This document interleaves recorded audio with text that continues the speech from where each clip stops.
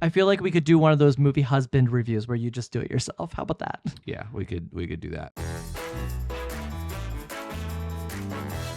Hey everyone, it is just Geoff here. Welcome back to Movie Husband. As you know, Matt sometimes does horror movies and sometimes doesn't, but I have watched quite a few of them in the past couple weeks or so, so I wanted to make a video about where we are with horror in 2026, because I feel like as a massive fan of the genre, I've been less engaged with it in the past 2 years or so. The technical prowess of so-called elevated horror met this throwback atavism of new wave slasher films.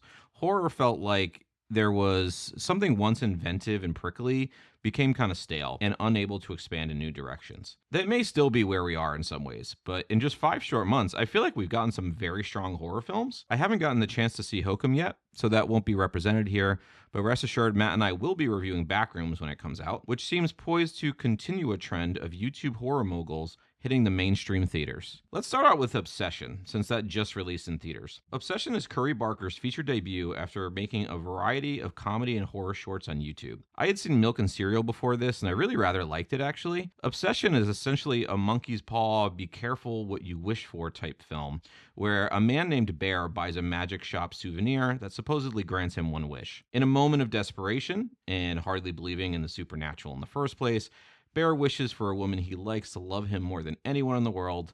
And of course, because this is a movie, it happens. Obsession shows a lot of promise from a first time filmmaker, especially in juggling many tones throughout its runtime.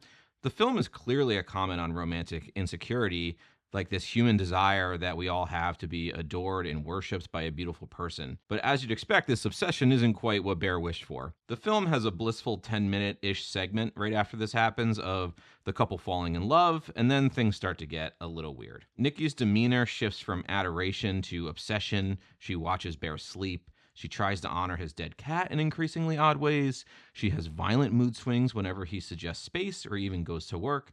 And many, many other things happen that I will not spoil here. This part of the film finds balance between the dread of horror and discomforting humor. I was laughing pretty intensely at the middle portion of this film. I thought it was really, really funny. Like, Nikki's obsession pushes social situations to the brink of madness. It often feels like a really off-kilter, very dark cringe comedy, and then the horror starts to kick in, and that becomes something else entirely. No spoilers here, but I really like the places this film went to in its final moments. What started to feel like a high concept stretch pretty thin became increasingly violent and unhinged, with 2 or 3 truly shocking sequences, some of which are really impressively staged. Nikki's movements in the film appear really alien, like somewhere between love and menace, and her performance is responsible for most of the scares and most of the discomfort. The film is painfully aware that within everyone is this desperate need to be loved, and this film puts a masculine spin on it. Think of it like that meme that's like men will literally wish to be loved instead of go to therapy. It's easy to relate to Bear, though. He seems like a sweet, insecure guy who just can't get out of his own way. My only real issue with the film is it feels like 10 or 15 minutes too long. I think a bit of a trim and a more breathless pace could have propelled this into horror film of the year territory for me. And where it ends, even though it's really and devastating, feels like the only place it really can end. That being said, it's a really effective and quite funny and relentlessly perceptive film about insecurity in adult relationships. I'm going to give Obsession a B. Next up is Faces of Death. So this is a supposed remake of the infamous Faces of Death film, which purported to show real grisly deaths and proudly touted how many countries it was banned in on the VHS cassette. It's a legendary film that I've read about and never seen, and I really don't care to. Its conceit just doesn't interest me at all. However, this new film is more of a reimagining than a remake. Faces of Death felt extreme for 1978, but updating it to 2026 must account for violent deaths, sad proliferation, and accessibility. We live in a world of live stream terrorist acts and gorehound Reddit pages trading gross out pictures. What does Faces of Death look like in a modern environment? I think the film has a pretty clever answer, actually. It follows Margot, whose job is to regulate a site kind of like TikTok or Instagram and go through the flagged content to decide whether to keep a post up or to take it down. The whole thing seems like a pretty hollow enterprise, almost as if management has this flagging department simply to combat criticism, but also prioritizes keeping smut and snuff on their platform for clicks. Margot encounters some violent videos that appear real, and she finds that the killer is reenacting the Faces of Death movie from 1978. It's a pretty clever idea, going beyond just a simple, let's take the same idea and force it into the digital age. It shows a vicious killer emulating the original film. Margot begins investigating these videos, and halfway through the film comes face to face with the poster himself, played by Dacre Montgomery, in a haunting and twisted performance. This film succeeds not due to the extremity of its violence, but the extremity of its ideas. Isn't the new Faces of Death basically our everyday reality? It's a haunting meditation on the desperation for attention in the digital age and the widespread availability of sickening subject matter, one whose stylistically ugly grit is matched by its formal choices.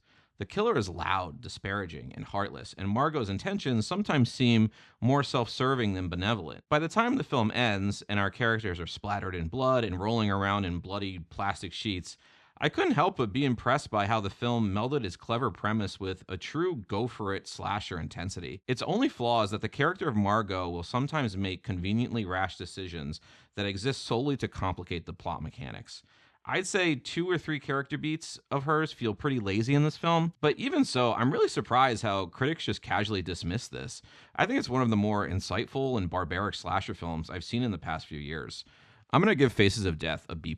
Finally, I want to talk about Undertone. All right, let me set the scene for Undertone. I missed this in theaters, which I was super bummed about, but on a night Matt was out, I put it on, making sure the whole house was dark and all the curtains were closed. I was pretty intentionally trying to freak myself out, and freak myself out I did. Undertone got under my skin and creeped me out in ways I really didn't expect. I've found as I watch more and more films, I can usually deduce a film's trajectory fairly quickly, and my film criticism shifts more into how well it achieves an archetype comparatively rather than subverting that archetype. Undertone clearly follows a familiar structure. Trapped in a creepy house where things seem a bit off, a steady flow of events that gradually increase in intensity, an urban legend that points to where things are going. Until the last 15 minutes or so, Undertone really doesn't give you a lot. But I found with horror films that creepy suggestion often best showing you the monsters outright. The film follows Evie, one half of a podcast exploring the paranormal. She's the skeptic and her counterpart Justin is the believer. They're kind of like a modern day Mulder and Scully. In this podcast, they listen to recordings and read about paranormal stories and essentially debate the validity of the claims. Justin receives an anonymous email of 10 audio recordings that they play through sequentially on the podcast. Amidst all of this, Evie is caring for her dying mother, who hospice says should be passing away literally any day now, and whether it's a fantasy or reality, she seems to be more mobile and menacing than Evie had imagined. Eventually, the sound recordings begin to fuse with Evie's reality, and her environment seems to be mimicking the events of the tapes. Undertone, as you can imagine from the premise, has unbelievable sound design. Like, not only in how it infuses scares through sound work, but how it also tells a story through it. Of course, creepy children's songs get involved. There become hidden clues with playing messages backwards and they sound demonic. Lots of these things we've seen before, and yet its execution just really creeped me out. The camera makes use of negative space just dim enough that anything could be hiding there in the darkness. And though there aren't really jump scares, you'll sometimes see something in the frame that just doesn't look right. Your enjoyment of Undertone will vary pretty heavily on your willingness to fill in the blanks with imagination. I could see some people telling me that I'm making too much of it, but I felt an odd mix of nerves and heebie-jeebies that I just rarely feel in films anymore. If anything, I think Undertone's explanation in its final stretch is a little too on the nose, and I wish it had made some suggestions without confirming the evil force at play. Either way, I really love this. It's an unnerving good time. I'm going to give Undertone a B+ also. And that's it for the films I wanted to talk about of horror so far in 2026. If you have seen Undertone, Faces of Death, or Obsession, I would certainly love to hear what you thought about those films in the comments below, and we will see you next time.